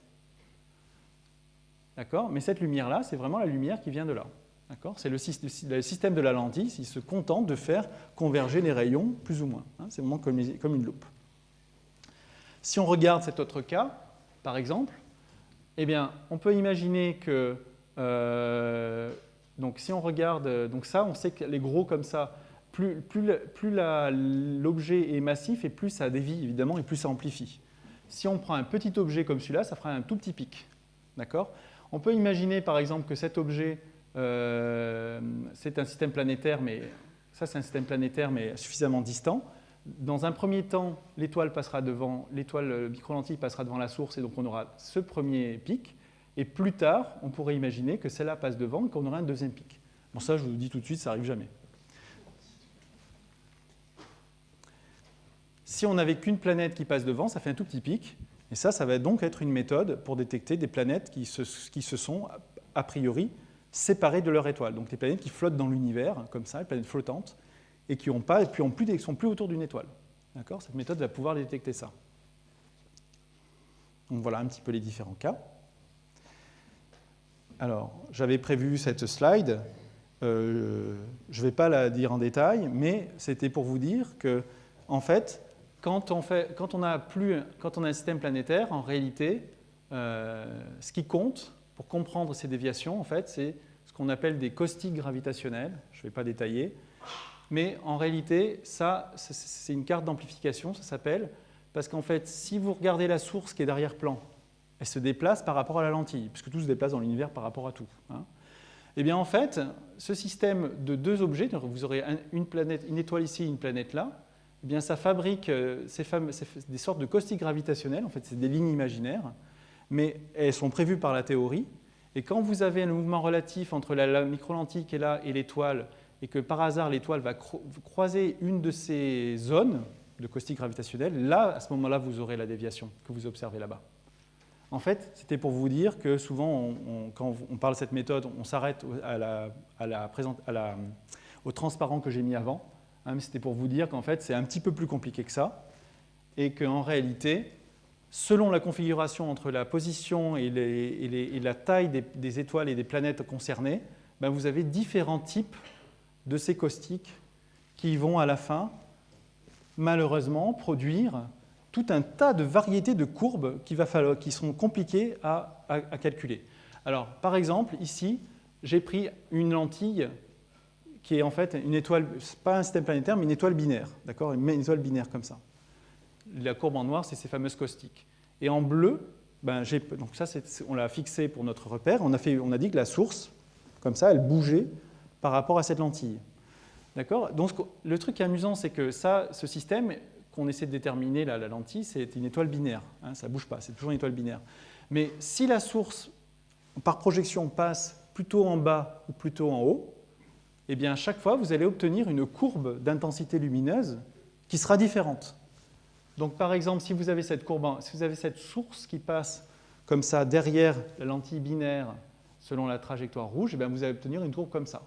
Donc, quand ça traverse ici les caustiques, ça fait 2 pics, hein, et ça redescend. Par contre, quand vous regardez par exemple la source qui passe en bleu, ben, vous allez avoir cette espèce de courbe ici. C'est des courbes qui sont fondamentalement différentes, mais dans tous les cas, le système de la micro-lentille qui a produit ces courbes, ben, c'est le même. Donc le problème, c'est que vous ne pouvez pas juste en regardant ça, la courbe, dire ah, c'était évident, c'était une planète, c'était une étoile binaire et des choses comme ça. Donc il va falloir faire beaucoup de travail pour essayer de voir exactement quelle était la configuration qui a produit votre courbe observée. Peut-être vous avez observé celle-là, mais peut-être vous avez observé celle-là. Dans tous les cas, ce sera le même système. Hein, donc c'est voilà, le genre de problème qui se pose. Alors, pour les observations, quand même, c'est important d'observer.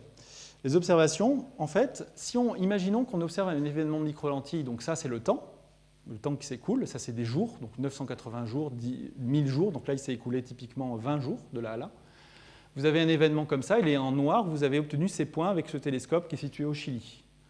Le problème, c'est que vous voyez qu'il y a beaucoup de trous dans cette courbe. Et un événement de micro-lentille, hein, quand il y en a une étoile qui passe devant l'OP, on imagine que ça ne doit pas être très courant. Même, on peut dire que ce n'est pas courant du tout, puisqu'en gros, une étoile sur 1 million, à un moment donné, donne un événement de micro-lentille. Parce que vous observez dans cette galaxie où il y a beaucoup d'étoiles, mais la probabilité quand même est très faible. Donc, comme ça ne se produit qu'une fois, ben, il va falloir que vous soyez sûr que vous observiez ça en détail.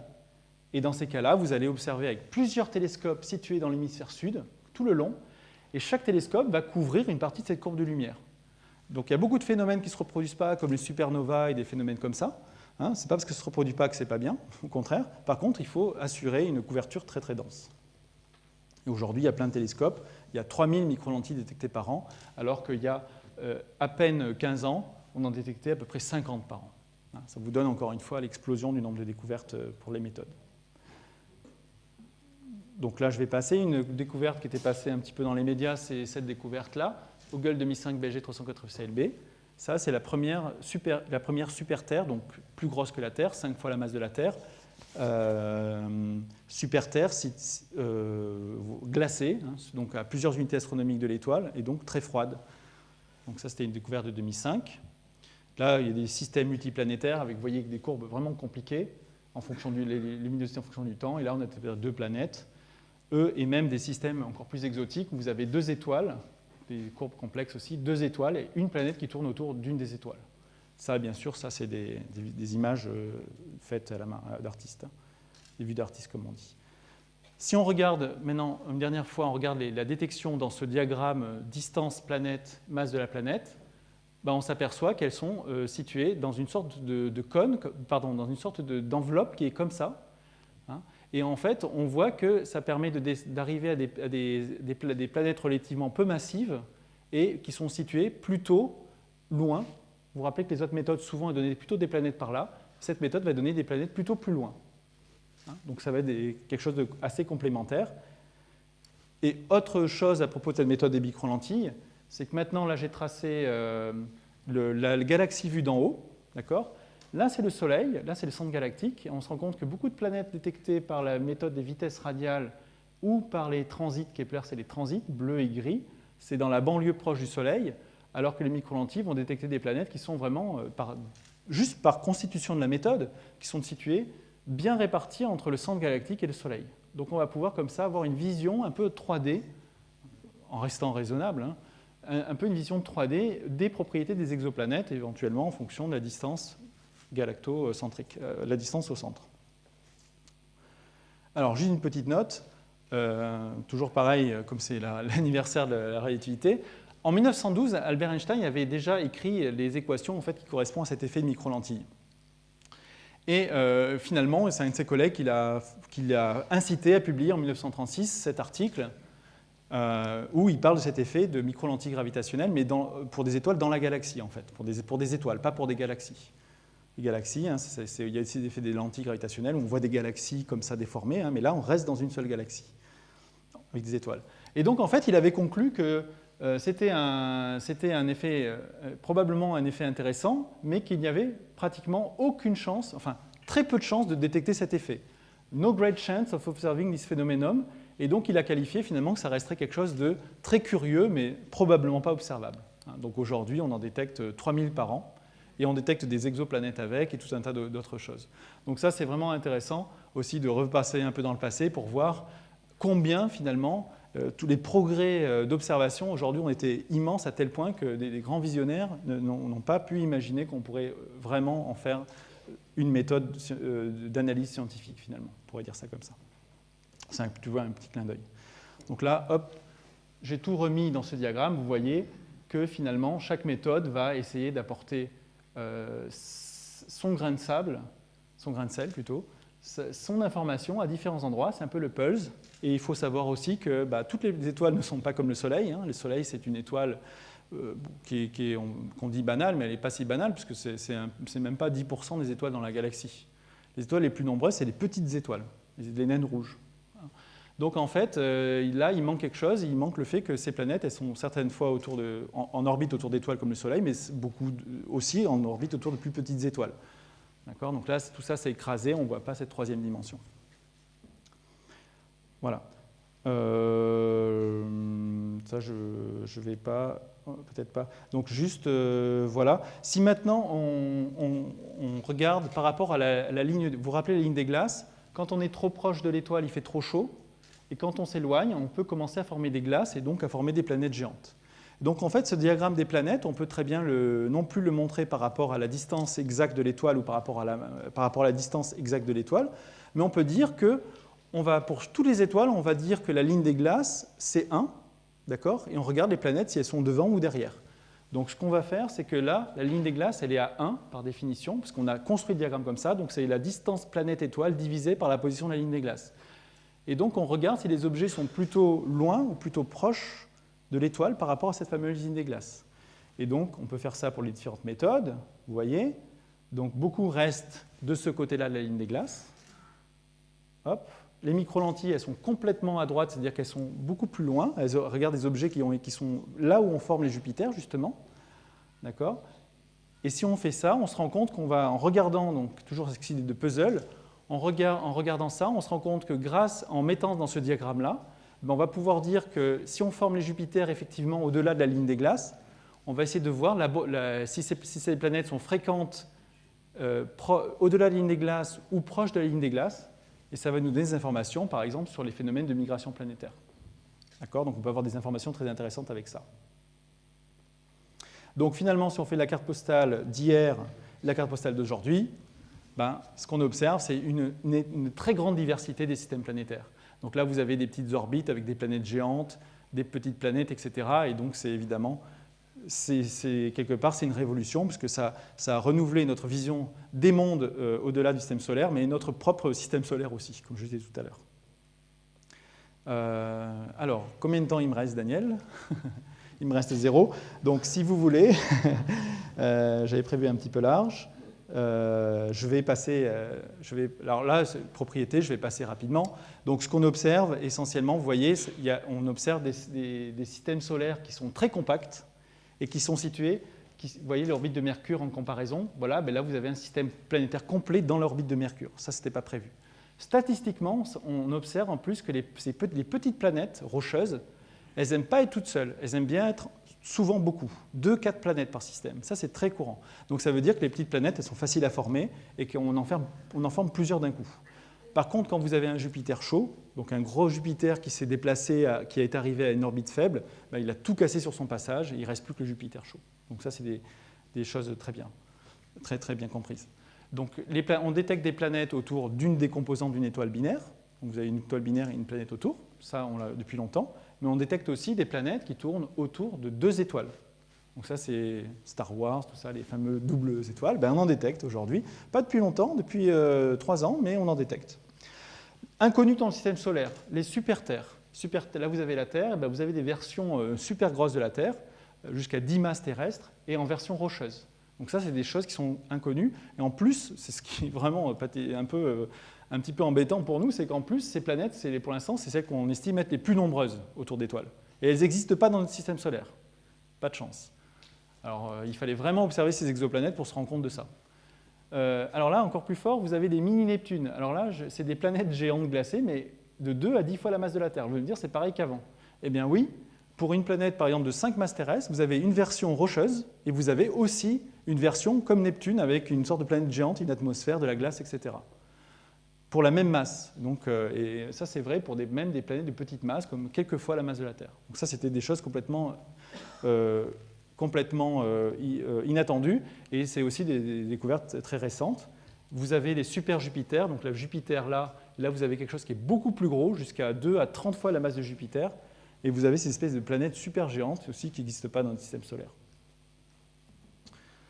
Donc tout ça, c'est expliqué, il y a plein de... Alors là, vous voyez que je fais exprès d'aller vite parce que vous avez tout un tas de scénarios de formation planétaire qui permettent d'expliquer la formation des planètes dans certains cas. Et tout ça, c'est un domaine qui évolue beaucoup. On ne peut pas espérer avoir une seule théorie très simple en disant, comme on pensait être le cas pour le système solaire, qui explique tout. Par contre, on arrive quand même à voir des grandes lignes et à dire, dans certains cas, ça va être tel scénario de formation, dans certains cas, ça va être tel scénario de formation. D'accord? Donc là, je vais passer. Alors, parmi les choses amusantes, qu'est-ce qu'on détecte? On détecte les phases aussi. Alors, Galilée découvrait les phases de Vénus en 1610. Avec les planètes avec cette fameuse lumière réfléchie par la planète, on a des observations de ce type-là, où on arrive à détecter la phase jour de la planète et la phase nuit, et on peut dire que la phase jour, il fait 1200 Kelvin, et la phase nuit, il fait 1000 Kelvin. Donc on arrive à savoir la température jour et température nuit des exoplanètes. Ça, c'est quand même assez amusant. On arrive à détecter des molécules dans les planètes. Donc là, vous avez l'étoile, vous avez une planète géante qui passe devant l'étoile, qui transite et qui fait une occultation. Si la lumière de l'étoile traverse l'atmosphère et vient vers vous, vous aurez de l'absorption des éléments qu'il y a dans l'atmosphère de la planète, qui va absorber certaines lignes spectrales particulières, et donc vous allez détecter des molécules comme de l'eau, on détecte de l'eau. Alors l'eau, ce n'est pas étonnant, il y en a beaucoup dans l'univers, mais on est en mesure comme ça de détecter tout un tas de molécules. Et il n'y a pas beaucoup de cas pour l'instant, il y en a moins d'une dizaine, mais évidemment, avec le temps, ça va augmenter, on en saura de plus en plus sur la composition de ces atmosphères exoplanétaires. Donc on a détecté aussi, alors je l'avais dit tout à l'heure, des planètes flottantes. Les planètes flottantes, c'est des planètes a priori qui se flottent dans l'univers. On observe comme ça des planètes qui ne sont pas autour d'une étoile. Et donc on pourrait se poser la question, est-ce qu'elles sont formées directement, comme une petite étoile, mais formée avec une planète? Et on s'aperçoit que ça ne marche pas, parce qu'on ne peut pas former des corps plus gros, plus petits qu'à peu près 6 à 10 fois la masse de Jupiter en faisant des objets des nuages qui s'effondrent et forment des objets comme ça. Ça ne marche pas. Alors quand vous essayez d'avoir des planètes de la masse de Jupiter, c'est impossible. Donc ça voudrait dire que c'est des objets qui se sont formés dans un système planétaire comme ça et qu'ils ont interagi à un moment donné et qu'il y a une planète qui a été éjectée du système. Et dans ce cas-là, vous vous attendez souvent à ce que les planètes qui restent, notamment planètes géantes, aient des orbites très elliptiques. Et effectivement, on observe beaucoup de systèmes planétaires où on a des orbites très elliptiques. Et ça, c'est probablement un signe qu'il y a des planètes qui ont été éjectées, des planètes géantes qui ont été éjectées. Donc ce n'est pas quelque chose, évidemment, qui est complètement inattendu. Donc on les détecte avec on essaie de les détecter par imagerie directe, prendre la photo, vous savez, donc une planète jeune plutôt, voilà, flottante, et par effet de micro-lentille. Et juste un point que je vais mentionner pour la méthode de micro-lentille, c'est que ces événements de micro-lentille, en fait, ils seront de durée extrêmement faible, moins de 2 jours. Donc ça, c'est un événement qui fait moins de 2 jours. Vous voyez la couverture avec toutes les données. Ça dure moins de 2 jours, et bien ça veut dire que l'objet était très peu massif, l'objet qui est passé exactement entre vous et une autre étoile d'arrière-fond, et bien c'est une planète flottante. Si on regarde ce qu'il y a juste écrit, ce qu'il y a en bas, en fait, les études statistiques actuelles nous donnent l'idée qu'il y a peut-être autant de planètes flottantes dans l'univers que d'étoiles, en moyenne. Mais bon, ça, c'est des choses qui sont à confirmer parce que ça reste quand même des résultats très récents. Mais c'est très probable que ces planètes flottantes soient très, très communes. Ça, c'est très possible parce que éjecter une planète, c'est assez facile dans un système planétaire, en fait. Alors, je vais finir avec les estimations du nombre d'exoplanètes dans la galaxie. Et après, évidemment, regarder un petit peu ce que ça donne pour les problèmes d'habitabilité. Donc si on regarde les problèmes d'exoplanètes, on aimerait savoir si c'est des proportions entre les grosses et les petites et qu'elles sont plus nombreuses, combien il y en a, si les systèmes multiplanétaires sont plus ou moins fréquents. Hein. Ben, ce que toutes les méthodes découvrent, c'est qu'en fait, quand on regarde, là il y a un diagramme où il y a la masse des exoplanètes et là il y a leur nombre, hein, pour simplifier, là c'est la masse. On se rend compte qu'on obtient des courbes comme ça qui nous disent que plus on va vers des petites masses, c'est-à-dire que plus on va vers là, et bien vous voyez que plus la courbe monte, comme ça, vers la gauche, ça veut dire que plus vous avez de petites planètes. Donc l'idée qu'il faut retenir de ça, c'est que les petites planètes peu massives, elles sont beaucoup plus nombreuses que les planètes géantes. En fait, les planètes Jupiter chaud, dont on avait parlé au début, on détecte beaucoup, on détecte à l'appel, on peut dire, à la fin, en fait, on remarque en fait, l'abondance qu'on déduit après avoir fait tous les calculs de biais, détection, etc., et ben c'est entre 0,5 et 1%. Donc ces Jupiter chauds, heureusement, ils ne sont pas nombreux. S'ils étaient nombreux, ça voudrait dire que la plupart des systèmes ont des Jupiter chauds, et je vous avais dit que quand vous avez un Jupiter chaud, ben, vous n'avez plus aucune autre planète. Donc la probabilité que vous ayez des planètes habitables, elle serait extrêmement faible. Heureusement, ce n'est pas le cas. Donc c'était très angoissant de découvrir beaucoup de Jupiter chauds au début, parce qu'on s'est dit, si toutes les planètes... Nous, on sait bien que Jupiter a migré, et on aurait dit, on est dans un cas particulier où la migration s'est arrêtée et repartie dans l'autre sens. Hein, en réalité, ce n'est pas le cas quand même, heureusement. Alors, combien d'exoplanètes? Donc, je parle des détections par micro-lentille dans ce cas-là. Donc, en moyenne, les études statistiques actuelles montrent qu'en gros, il y a à peu près une planète par étoile dans la galaxie, statistiquement, disons de façon moyenne. Et donc, si on estime qu'une la galaxie comme la Voie lactée, c'est 150, 200 milliards d'étoiles, hein, le bon ordre de grandeur, c'est probablement 100 milliards d'étoiles. C'est-à-dire à peu près une planète par étoile en moyenne, un peu plus. Hein. On ne peut pas faire des systèmes planétaires où il y a plus que 10 planètes. D'ailleurs, dans le système solaire, il n'y en a que 8. Dans les exoplanètes, on a détecté des systèmes avec 7 planètes, mais 10, ce n'est pas possible parce que vous avez tout un tas de problèmes qui font que c'est très peu probable. Donc, augmenter d'un ordre de grandeur ce nombre, c'est peu probable. Diminuer d'un ordre de grandeur, c'est aussi pas probable parce qu'on voit qu'on a clairement au moins une planète par étoile. Donc, le bon ordre de grandeur, c'est les fameux 100 milliards. Et on se rend compte que, encore une fois, les planètes les plus petites sont les plus nombreuses, avec ces super terres là qui sont les plus nombreuses. Donc là, vous avez une image d'Artis qui montre toutes ces planètes comme ça autour de chaque étoile. Donc quand vous regardez la galaxie, vous pouvez imaginer que chacune des étoiles a, en moyenne, a une planète, un système planétaire, et qu'on est très très loin d'avoir très peu de planètes dans l'univers. Alors là, j'arrive à mes dernières slides. Alors, on ne peut pas finir une présentation sur les exoplanètes sans donner quelques idées sur l'habitabilité. Souvent, ce qu'on fait, c'est qu'on utilise ce diagramme qui nous dit, qui nous donne une sorte de région ici. Donc là, vous avez le Soleil, ici, les planètes du système solaire. Et vous avez une région, ici, ça n'a rien à voir avec la ligne des glaces dont j'ai parlé tout à l'heure, c'est une région dans laquelle, autour du Soleil, vous avez la possibilité que l'eau reste liquide sur une planète. Donc la Terre, heureusement, se trouve dans la zone habitable. Sinon, on aurait changé les modèles, on aurait fait d'autres modèles. Voilà. Bon, je plaisante à peine. Non. Voilà. Et donc, évidemment, plus votre étoile est petite, et plus on peut être près de l'étoile pour rester au chaud. Voilà. Donc vous avez finalement, en fonction des étoiles, vous avez cette espèce de bande comme ça. Et ça, on va dire que si on découvre des planètes là-dedans, on va dire « Ah, ça y est, on a découvert une planète habitable ». En réalité, c'est plutôt des zones où on peut espérer que l'eau soit liquide. Après, cette zone, elle peut être très étendue ou pas. Alors, par exemple, ici, le diagramme est un peu barbare, je suis désolé, mais ici, vous avez la masse des planètes. Donc là, vous avez les planètes, des grosses planètes géantes, et là, vous avez les petites planètes. D'accord ? Et là, vous avez la période de rotation qui ne nous importe pas beaucoup. Mais toutes ces planètes-là, elles sont situées dans la zone habitable de leur planète. Question, est-ce qu'elles sont habitables ? Premièrement, toutes ces planètes-là, que j'ai mises en jaune ici, c'est-à-dire toutes celles qui sont là, c'est des planètes comme Jupiter. Alors Jupiter, peut-être qu'il y en a qui pensent que c'est habitable. Moi, je ne pense pas. Chacun se fera son opinion. Donc, si on parlait de planètes habitables, il faudrait déjà parler de celles-ci, celles qui sont petites. Donc voilà, là, vous avez des possibilités que ces planètes soient habitables d'après le critère ci-dessous. En réalité, bien sûr, l'habitabilité dépend de beaucoup d'autres choses. Par exemple, là, on vient de voir les planètes dans la zone habitable ne sont pas forcément habitables. Il y a des zones de superhabitabilité où vous avez des effets de serre spéciaux autour des planètes qui peuvent garder une température clémente à la vie, bien sûr. Et en particulier, vous avez les satellites des planètes géantes, comme il y en a autour de Jupiter, qui peuvent être aussi habitables. Donc, le critère dont j'ai parlé, il est très relatif finalement. Il y a beaucoup de choses qu'il faudrait prendre en compte pour parler de l'habitabilité. Donc la vie extraterrestre, là, évidemment, ce serait plutôt de la biologie. Qu'est-ce qu'on peut dire du point de vue de l'astrophysique ? Donc déjà, on sait que l'émergence de la vie, c'est très difficile sur Terre, c'est très compliqué à comprendre sur Terre. Donc il faut rester très modeste quand on parle de l'émergence de la vie sur les exoplanètes. Par contre, les quelques idées qui sont claires, c'est que quand les conditions d'émergence sont réunies, il semble que la vie se développe. Si ce n'était pas le cas, on n'irait pas chercher de la vie sur Mars, par exemple. Mars possiblement aurait pu développer de la vie, donc c'est pour ça qu'on va là-bas pour voir. Sur la Terre, ça a bien marché.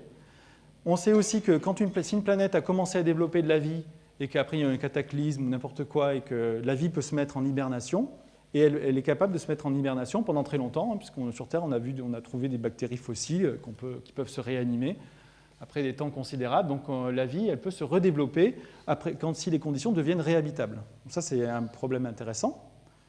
Donc, et du point de vue de l'étude des exoplanètes, ce que ça nous apprend fondamentalement pour ce problème de penser la vie extraterrestre, c'est que les planètes dans la Voie lactée, c'est vraiment la règle. C'est la règle, c'est pas l'exception.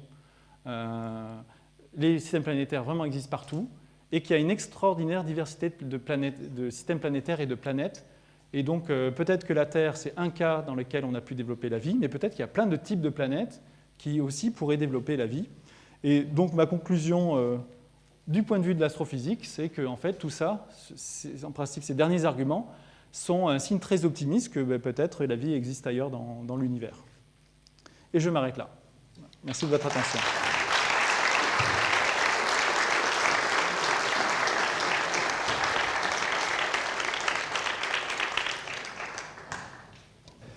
Merci Arnaud. Vraiment, c'est un sujet qui a explosé en 20 ans. C'est absolument extraordinaire. Moi, j'avais juste une petite question. Comment ça se fait qu'on parle toujours de la planète de 1995 et on laisse un peu dans l'ombre celle de 1991? Il y en avait 3 d'un coup.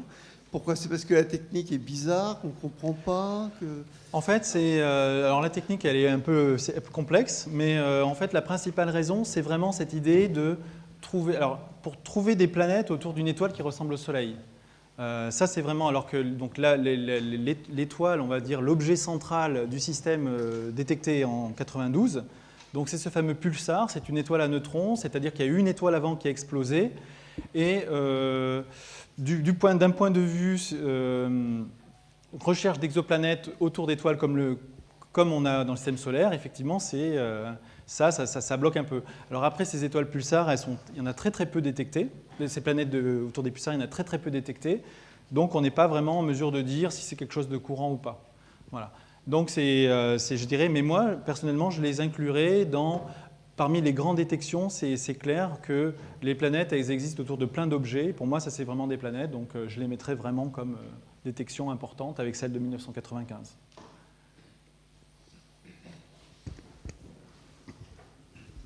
Merci. La plupart des exoplanètes ont été détectées autour des étoiles, donc comme Sol, alors que beaucoup d'étoiles, par exemple, sont en système binaire. Alors, est-ce que le peu d'exoplanètes détectées autour du système binaire doit au fait de problèmes de technique de détection ou à cause de l'instabilité du système autour d'un système binaire? Alors, déjà, il y a les systèmes binaires, ils concernent pas toutes les étoiles. Quand on va vers les petites étoiles, les petites étoiles, elles ont tendance plutôt à être seules qu'en système binaire. Après, c'est vrai qu'il y a une fraction des étoiles solaires qui sont effectivement binaires. Donc, on détecte des étoiles autour d'une des composantes des binaires. Voilà. Et effectivement, si on veut faire des statistiques sur le nombre absolu de planètes, il faudra prendre en compte effectivement ce côté effectivement étoile binaire. Oui. Mais les planètes, on les détecte partout, en fait. Voilà. Donc, en particulier autour des étoiles binaires. Ça, c'est pas quelque chose de rare du tout. Après, les binaires qui seront problématiques, c'est les binaires qui sont rapprochés, où là, vous aurez du mal à avoir une planète autour d'une des étoiles à cause des problèmes d'instabilité gravitationnelle. Oui, je voudrais savoir, les planètes flottantes, comment peut-on les détecter puisqu'ils ne sont pas éclairés par une étoile? Alors, c'est uniquement le rayonnement infrarouge?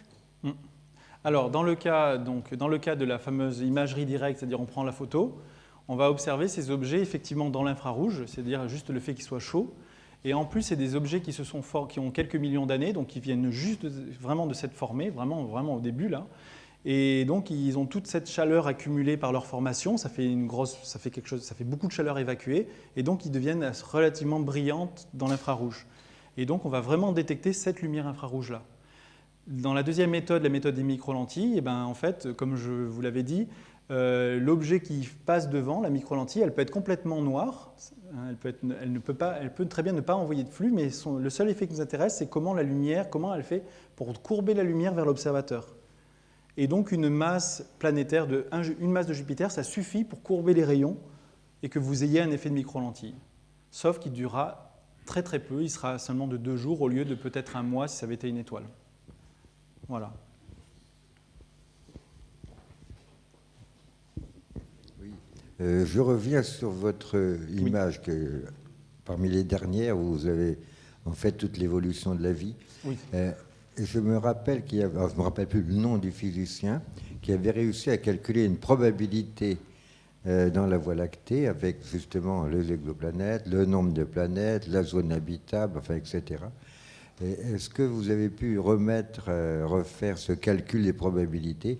Enfin, à l'époque, c'était 1 sur 100 milliards pour nous, et nous, on est bien là 1 sur les 100 milliards. Donc, ça voulait dire qu'on était les seuls. Mais est-ce que ce calcul, je ne me rappelle plus le nom du physicien qui a fait ça?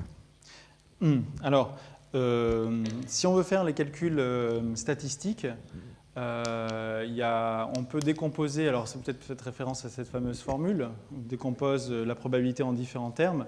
Donc là, en découvrant des exoplanètes, on va typiquement essayer de calculer, par exemple, si on voulait faire ça comme ça, un pourcentage de planètes situées dans la zone habitable. Ça, maintenant, dans des observations, on peut avoir une idée de ce nombre. Après, la question, c'est quelle est la probabilité pour que la vie se développe sur une planète? Et comme pour l'instant, le seul exemple qu'on a, c'est sur la Terre, on ne peut pas donner de probabilité parce qu'on n'a qu'un exemple. Donc, si vous voulez faire ce genre de statistique, il va falloir faire des hypothèses en disant qu'ils paraissent... Et là, moi, j'ai un petit problème avec ça. C'est que vous allez dire, la vie, c'est pas courant, donc je vais dire que, imaginons qu'une planète sur 1 million développe la vie. Mais pourquoi vous donnez ce chiffre et pas un autre? Ça me... Donc il faut faire attention aux extrapolations qu'on peut faire. Voilà, ça je répondrai ça. Mais en tout cas, il y a certains facteurs qu'on peut maintenant qu'on peut bien cerner, c'est ces planètes dans la zone habitable. Voilà. Je me souviens plus, je crois que c'était pas Sagan qui a fait ça? Non? Il y a plusieurs, non, il y a plusieurs, Ouais. il y a tout un courant de pensée qui Oui. s'est développé autour de ça, oui. Parce qu'il y avait l'émergence de la vie et l'émergence de la vie intelligente. Il y avait deux types Oui, bien sûr, de ouais, formules. bien sûr. Ouais. Bien C'est sûr, pas- ouais. pas pareil. Les planètes détectées par micro-lentilles gravitationnelles, après, elles sont perdues par la science ou il y en a que vous avez pu étudier 2 fois? Elles sont perdues pour la science. En fait, les planètes sont perdues pour la science, mais parfois l'étoile autour de laquelle tournait cette planète peut être observée encore après. Mais par contre, la planète elle-même, l'étoile encore c'est brillant, donc si vous avez un effet de micro-lentille, peut-être que l'étoile, la micro-lentille était peut-être brillante. Donc vous avez peut-être de la chance quand même de la détecter, même si l'effet principal c'est dû à l'étoile de fond dont le flux est amplifié. Mais la planète elle-même, bah, là vous n'avez aucune chance parce que comme vous avez vu sur une des diapositives, les planètes qu'on détecte par micro-lentille, elles ne sont pas dans la banlieue solaire, elles sont vraiment à des distances astronomiques, à des dizaines de milliers d'années-lumière de nous. Et là, une planète est plus qu'invisible. Ouais, elle est vraiment invisible. Ce sera qu'un phénomène indirect. Est-ce qu'on peut imaginer qu'il y a des banlieues, enfin des densités d'étoiles telles que finalement les planètes se promènent d'une à l'autre? Ah oui, c'est pas des- bête du tout. Ouais.